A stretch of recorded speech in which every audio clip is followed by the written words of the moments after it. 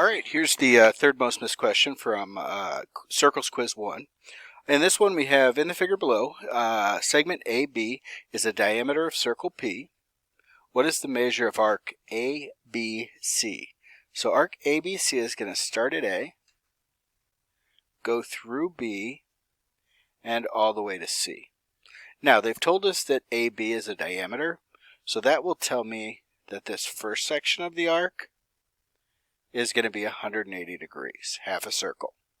Now, we have a central angle of 69 degrees here, so we can carry that out to the arc, and that is going to be 69 degrees as well. All right, now, if I take those two pieces together, we can basically do the equivalent of angle addition, and the measure of arc ABC is going to equal 180 plus 69, which is going to be 249 degrees. And that would be our final answer on this one, 249 degrees.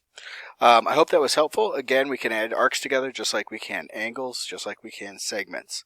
I will be putting up the fourth and final question from this quiz that I'll go over. If you have any other questions, don't hesitate to send me an email.